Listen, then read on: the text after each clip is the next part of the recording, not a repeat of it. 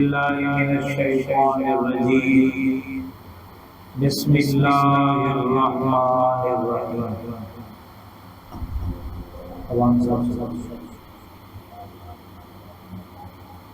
ومن آياته أن خلق لكم من أنفسكم أزواجا لتسكنوا إليها وجعل بينكم مودة ورحمة إن في ذلك لآيات لقوم يتفكرون صدق الله مولانا العظيم إن الله وملائكته يصلون على النبي يا أيها الذين آمنوا صلوا عليه وسلموا تسليما أعوذ بالله من الشيطان الرجيم بسم الله الرحمن الرحيم ومن آياته أن خلق لكم من أنفسكم أزواجا لتسكنوا إليها وجعل بينكم مودة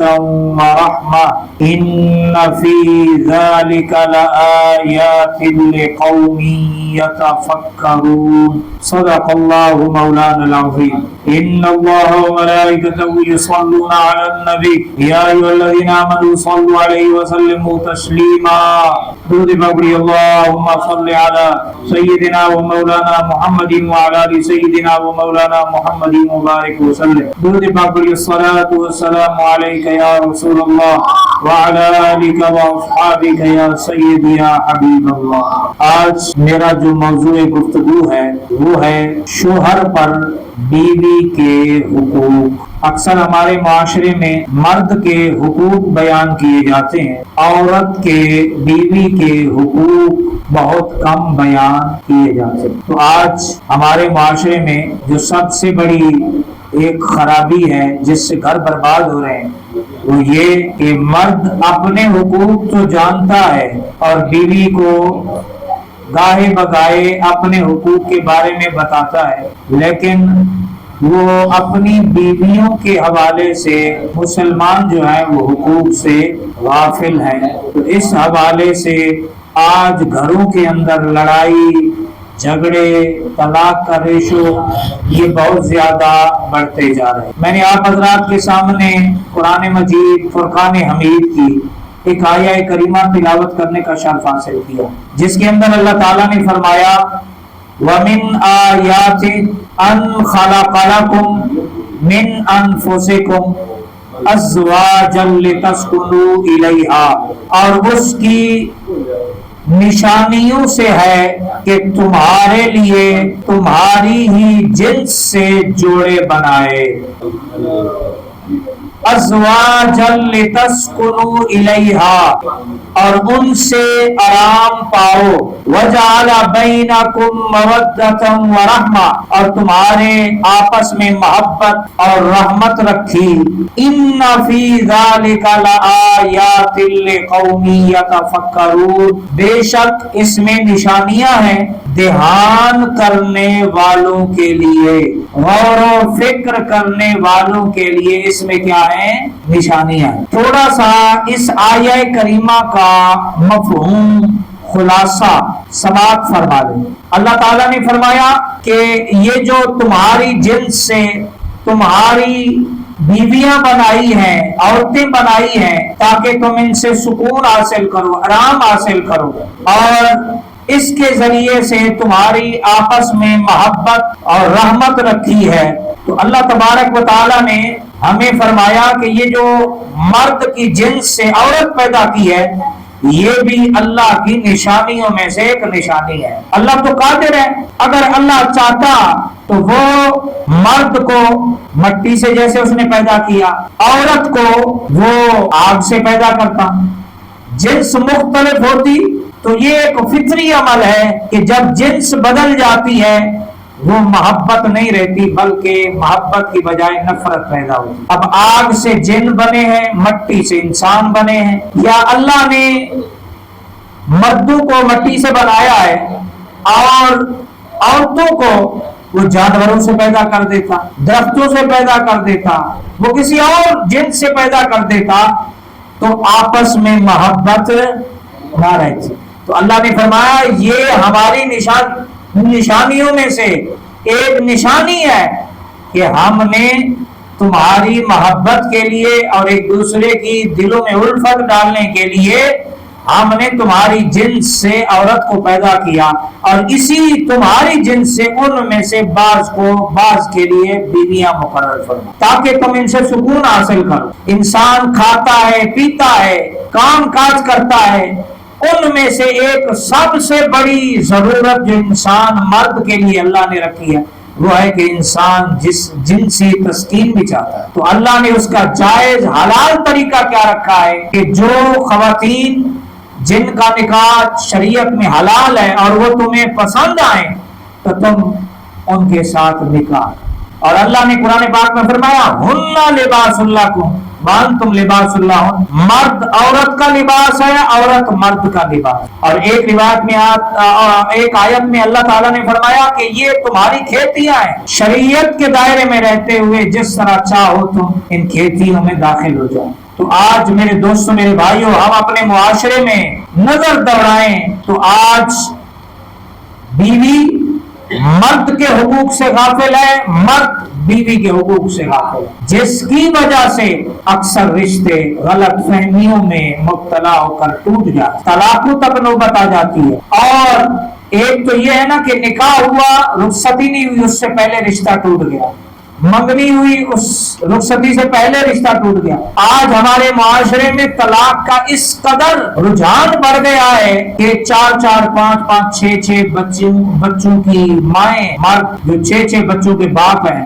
ان کے درمیان بھی طلاقیں ہو رہی. اس کی سب سے بڑی وجہ شریعت سے ناآشنائی، شریعت سے دوری، دین سے دوری، علماء کی صحبت سے دوری اور علم دین سے سیکھنے کے حوالے سے لاپرواہی، غفلت، جس کی وجہ سے آج مرد عورت اکٹھے رہتے ہوئے ایک دوسرے کے حقوق نہ ادا کرتے ہوئے بھی وہ ہمارے معاشرے میں گناہوں کا اپنے لیے ذخیرہ اکٹھا کرتے. تو حضور نبی رحمت صلی اللہ علیہ وآلہ وصحبہ وبارک وسلم نے فرمایا، یہ ترمذی شریف میں یہ روایت موجود ہے، حضرت انس رضی اللہ تعالیٰ عنہ راوی ہے، میرے اور آپ کے آقا صلی اللہ علیہ وآلہ وصحبہ وبارک وسلم نے سے پوچھا گیا کہ کامل ایمان والا شخص کون ہے؟ کامل ایمان والا شخص کون ہے؟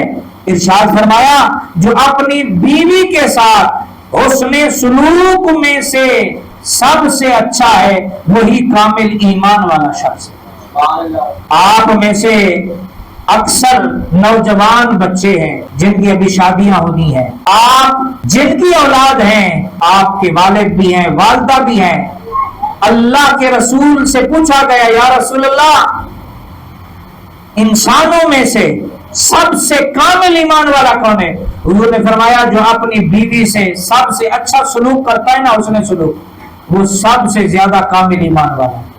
آج ہمارے معاشرے میں دیکھیں بیوی کو گالیاں دی جاتی ہیں، بیوی کو تھپڑ مارے جاتے ہیں، اس سے بچوں کی تربیت پہ غلط اثر پڑتا ہے. ماں باپ میں جب تو میں ہوتی ہے، بچوں کا ذہنی جو اور اخلاقی جو کردار ہے وہ بھی متاثر ہوتا ہے. ماں باپ گالیاں دیتے ہیں، بچے سن کے وہ بھی ایک دوسرے کو گالیاں دیتے ہیں. ماں باپ سب سے بڑی درسگاہ ہے اولاد کے لیے.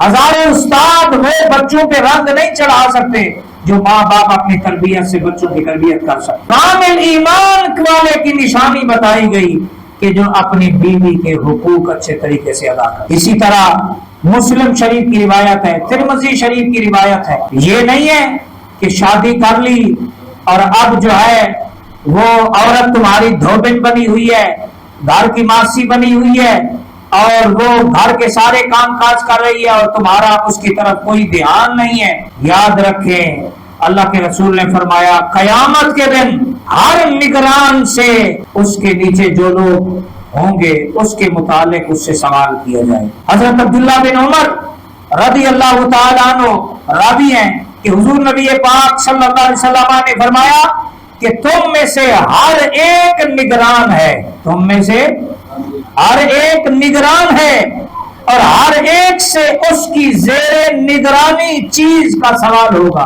مرد ہے اس کے نیچے بیوی ہے، اس سے اس کی بیوی کے متعلق سوال ہوگا. باپ ہے اس کی نگرانی میں اولاد ہے، باپ سے اولاد کے بارے میں پوچھا جائے گا. اسی طرح استاد ہے اس کے زیر نگرانی شاگرد ہے، اس سے پوچھا جائے گا. امام ہے اس کے زیر نگرانی مقتدی ہے، قیامت کے دن امام سے مقتدیوں کے بارے میں پوچھا جائے گا. اسی طرح کوئی معلم ہے، مدرس ہے، کوئی فیکٹری میں کام کرتا ہے، اسکول میں، کالج میں، اس کے زیر نگرانی جتنے لوگ ہوں گے قیامت کے دن اللہ کے رسول فرما رہے ہیں کہ اللہ تبارک و تعالیٰ اس نگران سے، اس کی نگرانی میں جتنے لوگ تھے، جو چیزیں تھی، اس کے متعلق اس سے کیا ہوگا؟ سوال کیا جائے گا. آدمی اپنے اہل خانہ کا نگران ہے، اس سے ان کے متعلق سوال ہوگا. حاکم وقت لوگوں کا نگران ہے، اس سے اس کی رعایا کے متعلق سوال ہوگا. غلام اپنے آقا کے مال وغیرہ کا نگران ہے، اس سے اس کے متعلق پوچھا جائے گا. اور عورت اپنے خاوند کے گھر میں نگران ہے، عورت سے اس کے متعلق پوچھا جائے گا. اور مرد عورت پر نگران ہے، اس سے عورت کے متعلق سوال ہوگا. اسی طرح ہر کسی سے اس کی ذمہ داری کے متعلق قیامت کے دن پوچھا جائے. آج آپ دیکھیں ہمارے معاشرے میں جو ہمارے زیر نگرانی جو چیزیں ہوتی ہیں، ہم ان کے حقوق ادا کرنے میں کتنی لاپرواہی سے کام کرتے ہیں. ہم ان کے حقوق ادا نہیں کرتے، ہم مجرم ہو رہے. ایک طالب علم مدرسے میں پڑھنے آتا ہے، اگر اس کو روزانہ سبق نہیں دیا جاتا، اگر اس سے سبق نہیں سنا جاتا، اگر جس وقت میں آپ بیٹھ کے پڑھا رہے ہیں اگر آپ بچوں پہ توجہ نہیں دیتے. آج ہمارے معاشرے میں یہ موبائل جیسی بیماری آ گئی. استاد کے پاس بچے پڑھنے آتے ہیں، استاد موبائل میں لگا ہو. تو جس وقت کے لیے آپ کو مقرر کیا گیا ہے، جس وقت کے لیے آپ کو بچوں پر نگران کیا گیا ہے، آپ سے اس کی چیز کے متعلق کیا ہوگا قیامت کے دن؟ سوال. آپ کسی مل میں کام کرتے ہیں، فیکٹری میں کام کرتے ہیں، کسی اسکول میں ٹیچر ہے، آپ کسی بھی جگہ کوئی ذمہ داری آپ لیتے ہیں اور جو چیزیں آپ کی زیر نگرانی ہے، اس حدیث پاک میں فرمایا گیا کہ آپ سے سوال. بادشاہ بنتے ہیں، بادشاہوں سے رعایا کے متعلق پوچھا جائے گا، بتاؤ ان کے حقوق ادا کیے تھے. ججوں سے انصاف کے متعلق سوال ہوگا کہ اپنے تمہاری عدالت میں آنے والے سائرین کے ساتھ تم نے انصاف کیا تھا. استاد سے شاگردوں کے بارے میں پوچھا جائے گا. بیوی مرد کی غیر موجودگی میں گھر کی محافظ ہے، اس سے مرد کے گھر کے متعلق سوال ہے. اللہ اکبر، اللہ اکبر. تو یہاں اس حدیث پاک میں جہاں عورت سے سوال ہوگا وہیں مرد سے بھی سوال، وہیں کیا ہوگا بیٹا؟ مرد سے بھی سوال ہوگا. اسی طرح ایک اور روایت میں آتا ہے، حضرت ابو ہریرہ رضی اللہ تعالیٰ عنہ سے روایت ہے کہ حضور نبی پاک صلی اللہ علیہ وسلم نے فرمایا، جو شخص کسی عورت سے اس کے مہر کے عوض نکاح کرتا ہے مگر ادا کرنے کی نیت نہیں رکھتا تو یہ شخص زانی ہے. یہ شخص کیا ہے؟ زانی ہے.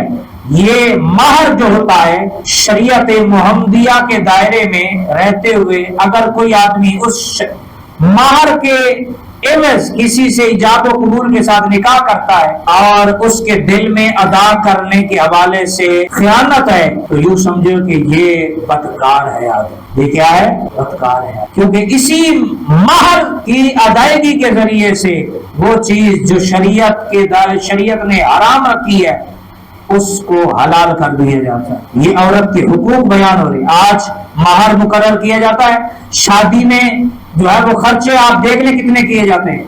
پٹاخوں پر لاکھ روپے خرچ ہو جاتے ہیں. ہماری فائرنگ پر دیکھیں، بارات کے لیے جو سواری کے انتظامات کیے جاتے ہیں، کھانے طرح طرح کے کھانے کے لاکھوں روپے خرچ کر دیے جاتے ہیں. جب مہر کا معاملہ آتا ہے کہتے ہیں شریعت محمدیہ. کیا شریعت محمدیہ؟ جی 5,000 10,000. حالانکہ جتنا انسان مالی حوالے سے مضبوط ہو اتنا مہر جو ہے وہ کیا ہے عورت کے لیے، اپنی ہونے والی بیوی کے لیے مقرر کرنا چاہیے. لیکن بدقسمتی سے ہم باقی معاملات میں تو شریعت کا لحاظ نہیں کرتے، لیکن جب دینے کی باری آتی ہے اس وقت ہمیں شریعت یاد آ جائے. یہ بھی عورتوں کے ساتھ ظلم ہے معاشرے میں. حضور نے اسی حدیث پاک میں فرمایا کہ جو شخص کسی سے قرض مانگتا ہے اور دل میں ادا کرنے کا ارادہ نہیں رکھتا، بھی قرض مل جائے پھر واپسی نہیں دوں گا، اگر اس کی یہ نیت ہے تو وہ چور ہے۔ تو کیا ہے؟ چور ہے۔ چور بھی جب چوری کرتا ہے تو اس کا ارادہ واپسی کا نہیں ہوتا، حالانکہ قرض دینے والا، اور اگر کوئی آدمی مستحق ہو اور مجبور ہو اور اگر کوئی آدمی اس کو قرض دے دے تو یہ ایک تو اس پر احسان بھی ہے، اور اس کی مجبوری پریشانی کو دور کرنے پر قرض دینے والے کو اللہ اجر بھی عطا فرماتا ہے۔ اور اگر سامنے والا اس قرض کی ادائیگی کی معاملے میں خیانت کرے تو پھر یہ بندہ اللہ کے ہاں مجرم اور گناہگار ہے۔ حضرت حسن بصری رحمت اللہ تعالی علیہ حضرت مولا علی کے خلیفہ سلسلہ چشتیہ اور سلسلہ قادریہ کے مولا علی سرکار سے فیضان کے امین ہیں۔ مولا علی سرکار سے امام حسن امام حسین، اور پھر سینہ در سینہ یہ جو سلسلہ قادریہ سلسلہ چشتیہ کا فیضان ہے، یہ جو ہے وہ پیشواؤں میں سے ہے۔ سلسلہ قادریہ سلسلہ چشتیہ حضرت خواجہ حسن بصری، ان کے بارے میں آتا ہے کہ ان کی باتیں حکمت بری باتیں، نبیوں جیسی باتیں۔ اللہ اکبر۔ آپ فرماتے ہیں کہ حضور نبی پاک صلی اللہ علیہ وسلم کا ارشاد جو ہے وہ نقل فرماتے کہ عورتوں کے بارے میں میری نصیحت قبول کرو۔ میرے اور آپ کے آقا فرما رہے ہیں عورتوں کے متعلق میری نصیحت کیا کرو؟ قبول کرو۔ وہ تمہاری نگرانی میں رہتی ہیں، اپنا کوئی اختیار نہیں رکھتی، تم نے انہیں اللہ کی ضمانت پر حاصل کیا ہے اور اسی کے حکم کی بدولت ان کی شرمگاہیں تمہارے لیے حلال ہوئی ہے۔ سرکار نے عورتوں کے متعلق مردوں سے فرمایا بھی عورت کو ٹیڑھی پسلی سے پیدا کیا گیا، اگر اس کو سیدھا کرنے کی کوشش کرو گے تو توڑ بیٹھو گے، نقصان کر بیٹھو۔ سرکار نے فرمایا عورت کی غلطیوں سے درگزر کرو، چند ایک جو اس کے اندر خوبیاں ہیں اس پہ نظر رکھو، تمہارا گھر آباد ہو جائے گا۔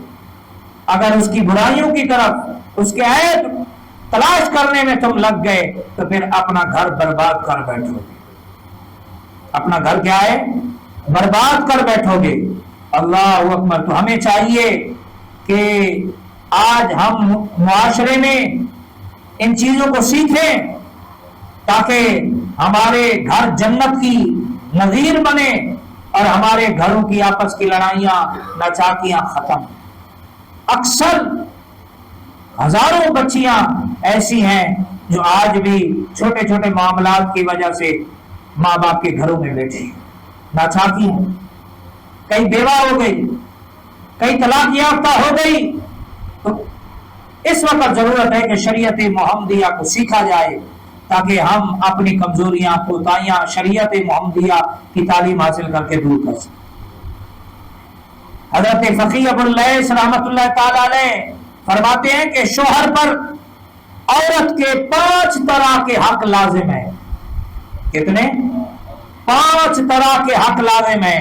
نمبر 1، گھر سے باہر اس کے کام کاج کو سنوارے اور اسے گھر سے باہر نہ جانے دے، کیونکہ وہ عورت ہے جس کو بلا وجہ نکالنا گناہ اور بے مروتی ہے۔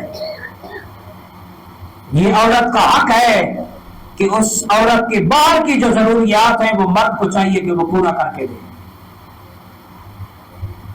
بلا شرعی عذر عورت کو گھر سے باہر نہ نکلنے دے، کیونکہ جب باہر عورت نکلے گی، عورت کے اندر کمزوری ہے، وہ اپنا حسن اگر حسین ہے تو وہ اپنے حسن کا نظارہ کراتی ہے، وہ بند سنور کے جائے گی، لوگوں کی بدنگاہی، لوگ بدنگاہی کریں گے، اس کی کسی پہ نظر پڑے گی۔ اللہ اکبر اللہ اکبر استغفر اللہ۔ تو اس لیے فرمایا عورت کا حق ہے کہ اس کے حقوق اس کا شوہر اس کے گھر کے اندر 4 دیواری میں رہتے ہوئے وہ مہیا کر کے دے۔ اور اگر کوئی مرد اس کی بیوی باہر گھومتی پھرتی رہتی ہے، پردے کا لحاظ نہیں رکھتی، تو حدیث پاک میں دیوس کا لفظ آیا ہے، جس کا عام جو اگر مانا کرو تو بے غیرت کہا گیا۔ کیا کہا گیا؟ بے غیرت، کہ وہ اس کی بیوی بلا حجاب بازاروں میں دکانوں میں آج ہمارا تو معاشرہ یہ ہو چکا ہے کہ مرد بڑے فخر سے کہتے ہیں او جی ہمیں کوئی پتہ نہیں ہے، بیوی ہمارے کپڑے جو ہے وہ پسند کر کے لاتی ہے، جوتے وہی لاتی ہے، سبزی وہی لاتی ہے، دودھ وہی لاتی ہے۔ اور بھائی اگر بیوی نہیں سارے کام کرنے تو تیرے مرد ہونے کا کیا فائدہ؟ تجھے ڈوب کے مر جانا چاہیے، تجھے چوڑیاں پہن لینی چاہیے۔ اللہ اکبر اللہ اکبر۔ یہ مرد کی ذمہ داری ہے کہ وہ اپنی عورت، مرد کی عزت ہے، کیا ہے؟ مرد کی عزت ہے۔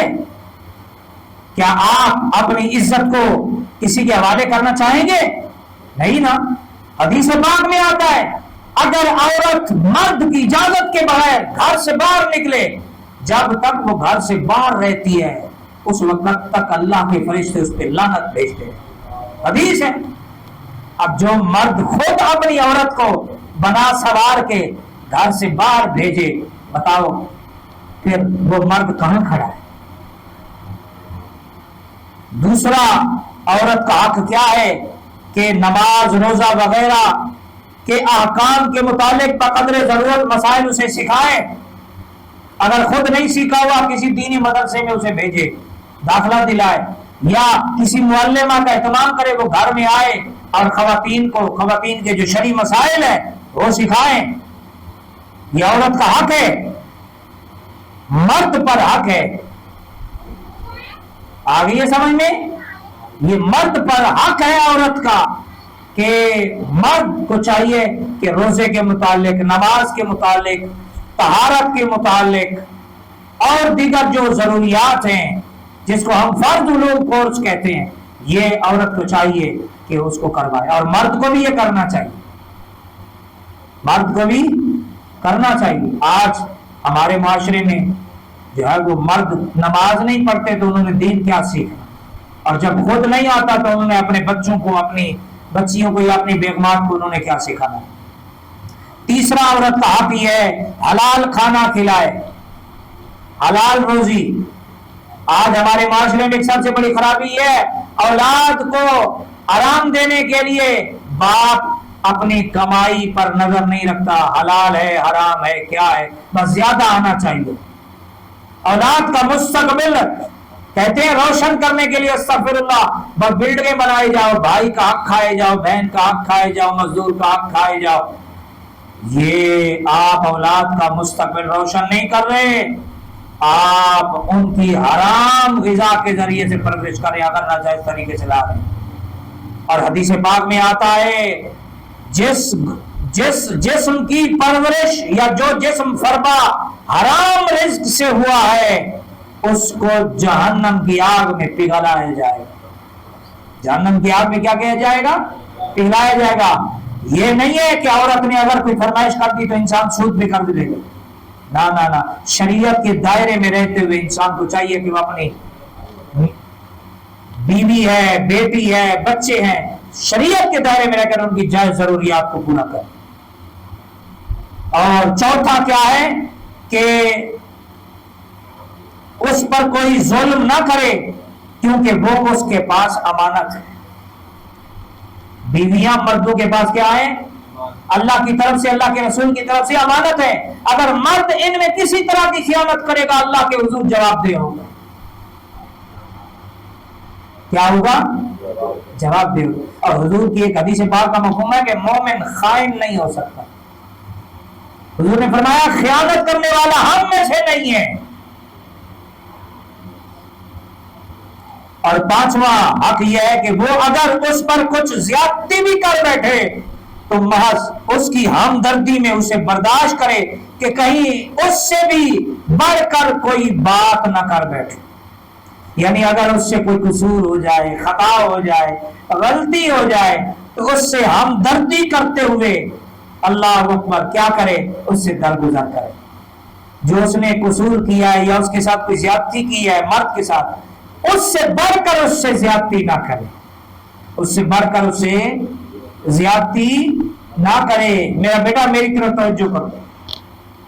اب آئیے ایک بہت ہی پیارا واقعہ آ رہا ہے۔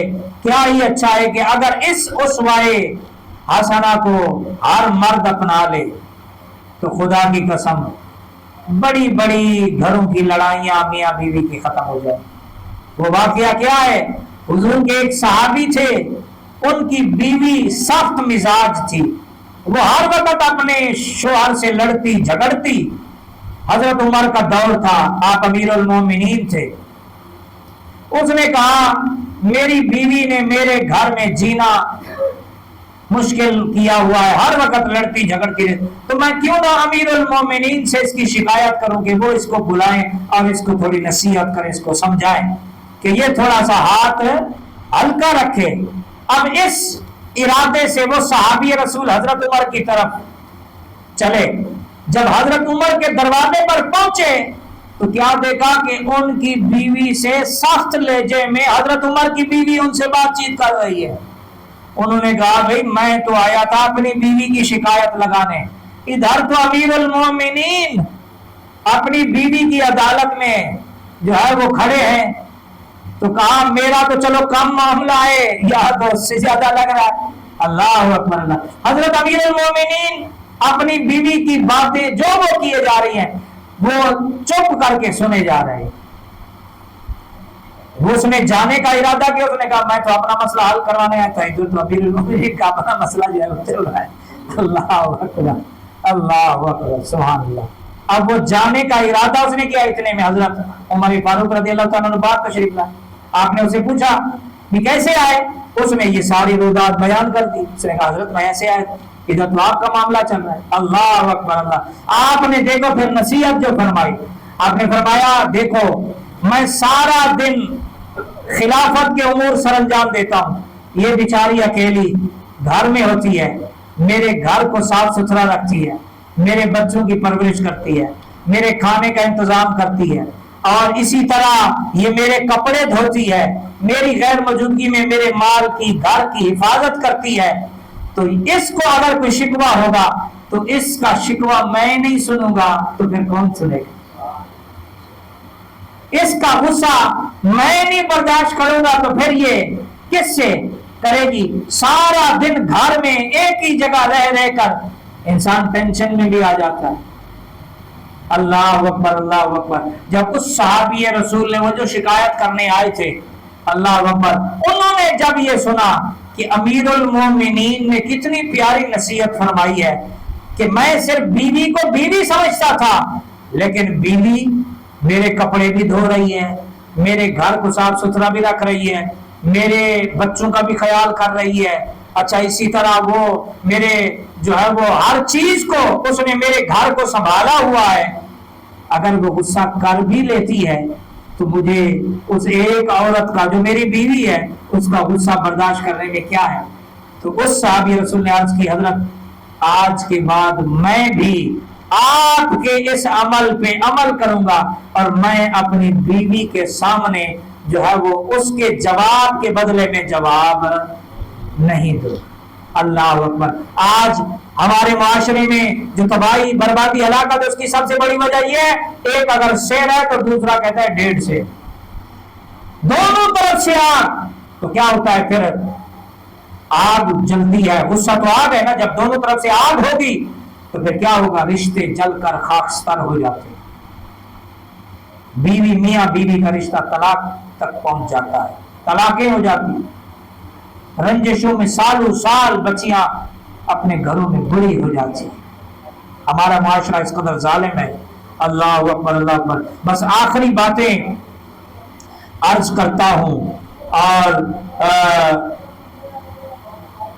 حضرت انس بن مالک رضی اللہ تعالی عنہ فرماتے ہیں حضور نبی پاک صلی اللہ علیہ وسلم کا ارشاد گرامی ہے کہ 4 قسم کے اخراجات ایسے ہیں قیامت میں، قیامت کے دن ان کا کوئی حساب نہیں ہوگا۔ 4 قسم کے اخراجات ایسے ہیں کہ اللہ کے رسول فرماتے ہیں قیامت کے دن یہ اخراجات جو کرنے والا ہے، یا 4 جگہ ایسی ہیں، 4 مقام ایسے ہیں جہاں بندہ خرچ کرے قیامت کے دن اس خرچ کا حساب نہیں لیا جائے گا۔ نمبر 1 وہ خرچ جو اپنے والدین پر کیا جائے، اس کے متعلق اللہ قیامت کے دن حساب نہیں لے گا۔ اپنے والدین پہ خرچ کرنا، آپ نوجوان بیٹھے، کبھی آپ لوگوں نے اپنے کمائی میں سے والد کو جوتا خرید کے دیا، کپڑوں کا سوٹ بنا کے دیا؟ کبھی آپ نے والد کے لیے کوئی تحفہ خرید کر ان کو پیش کیا ہے کہ ابا جی یہ میری طرف سے تحفہ ہے؟ کبھی آپ نے اپنی سیلری ان کے ہاتھوں میں رکھ دیا کہ ابا جی یہ میری سیلری ہے؟ والدین پر نفلی صدقہ جب بھی خرچ کرو، اس کا آغاز اپنے والدین پر، سب سے افضل صدقہ ہے اپنے والدین پہ خرچ کرو۔ پھر دوسرا، جو افطار کے لیے آپ خرچ کرتے ہیں، روزہ جب آپ کھولتے ہیں نا روزہ، اس کے لیے، جو سحری کے لیے آپ خرچ کرتے ہیں، جب روزہ رکھتے ہیں کھانا اس کے انتظامات آپ کرتے ہیں، آپ جتنا چاہیں کریں، اسراف نہ ہو، یعنی وہ نعمتیں ضائع نہ ہو۔ آپ کی جو اچھی سے اچھی نعمت آپ منگوائیں کھانے میں، افطار میں اور روزہ رکھنے میں، اس کے متعلق قیامت کے دن آپ سے سوال نہیں ہوگا۔ اور چوتھا یہ ہے وہ خرچ جو اپنے اہل و عیال پہ کرتے ہیں، آپ اپنی بیوی پر، بیٹی پر، بچوں پر، اہل خانہ پر آپ جو خرچ کرتے ہیں، آپ کے پوتے ہیں، پوتیاں آپ کی زیر نگرانی ہیں، آپ جو بھی ان پہ خرچ کرتے ہیں، اس کے متعلق قیامت کے دن اللہ نہیں پوچھے بلکہ اس کا اجر عطا فرمائے گا اللہ۔ اور پانچواں کیا ہے؟ وہ خرچ جو اپنے چار قسم کے اخراجات تھے نا، تو ایک تھا اپنے والدین پہ، دوسرا ہے سحری کے وقت، چوتھا ہے افطار کے لیے، اور تیسرا ہے افطار کے لیے، اور چوتھا کیا ہے؟ اپنے اہل و عیال میاں بیوی پہ خرچ کرنا۔ اگر اللہ خرچ مال دے تو چاہیے کہ اولاد کو اچھی نعمتیں کھلائے، اچھا لباس پہنائے، اچھی تعلیم دے، اچھی تربیت دے، اچھے اخلاق کی تربیت کریں، یہ اولاد آپ کے لیے پھر صدقہ جاریہ بن جائے۔ آخری بات عرض کرتا ہوں، حضور نبی پاک صلی اللہ علیہ وسلم نے فرمایا کہ دینار 4 طرح کے ہیں۔ آپ نے فرمایا ایک دینار وہ ہے جسے تو اللہ کی راہ میں لگائے، خرچ کرے، ایک دینار یہ ہے۔ دوسرا دینار وہ ہے جو مساکین کو دے دے، بھوکے ہیں جن کو ضرورت ہے ان کو دے دے۔ تیسرا وہ ہے جو کسی غلام کی آزادی میں تو خرچ کرے۔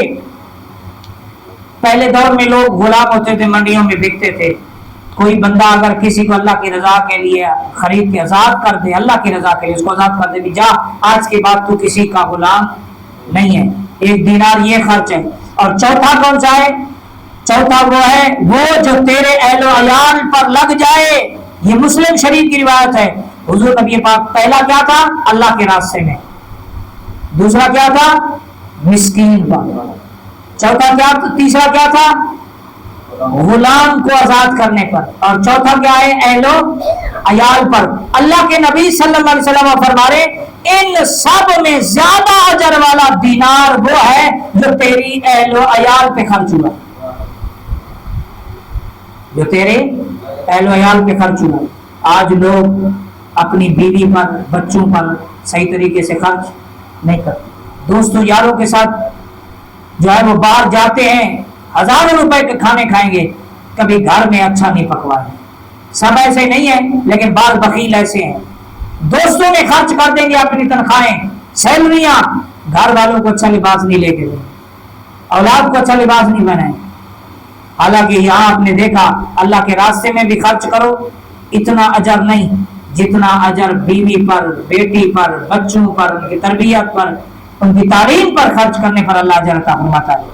تو اللہ کریم کی بارگاہ میں دعا ہے ہمارے معاشرے میں جو خواتین کے حقوق کے حوالے سے لاپرواہی برتی جاتی ہے، باپ ہے تو بیوی کی، باپ ہے تو وہ بیٹی کی، شوہر ہے تو بیوی کی، بھائی ہے تو بہن کی، دیگر جتنے بھی رشتے اسلام نے عطا فرمائے ہیں، ان کے حقوق میں جو مسلمان لاپرواہی اس وقت کر رہے ہیں، اللہ اس لاپرواہی سے ہمیں محفوظ فرمائے۔ شریعت محمدیہ کے دائرے میں رہتے ہوئے اللہ ہمیں ان حقوق کو ادا کرنے کی توفیق عطا فرمائے۔ آج میں نے یہ بیان بیٹا اس لیے کیا کیونکہ ہمارے آوان صاحب اس کو ویڈیو کی صورت میں بناتے ہیں، یوٹیوب پہ ڈالتے ہیں، تو یوٹیوب پر جو لوگ آتے ہیں سنتے ہیں تو بیوی کے حقوق پر یہ بیان ہمارا جائے گا، کیا پتا کسی کے دل میں ہماری بات اتر جائے، اللہ کے رسول کا کوئی فرمان اس کے دل میں بیٹھ جائے، گھر ٹوٹتا ہوا اس فرمان کو سن کے کیا پتا جڑ جائے۔ دلوں میں نفرت کی بجائے محبت آ جائے، یا کسی آدمی کو اس بیان سن کے اس کے دل میں احساس آ جائے اور وہ اپنی بیوی کے حقوق ادا کرے، اس کو عزت دے، اپنے بچوں کی طرف توجہ دے۔ آج بیویوں کی طرف دھیان نہیں ہے، شہوت کا اس قدر غلبہ ہو گیا، نامحرم لوگ جو ہے وہ خواتین کی طرف رجحان ہے، تو لہذا حقوق سے ناشنائی ہے۔ تو اللہ کریم کی بارگاہ میں دعا ہے اللہ ہمیں اس بے حیائی سے محفوظ رکھے، ہمیں اپنی خواتین کے حقوق ادا کرنے کی توفیق عطا فرمائے۔ وما علینا الا البلاغ، لا الہ الا اللہ، لا الہ الا اللہ۔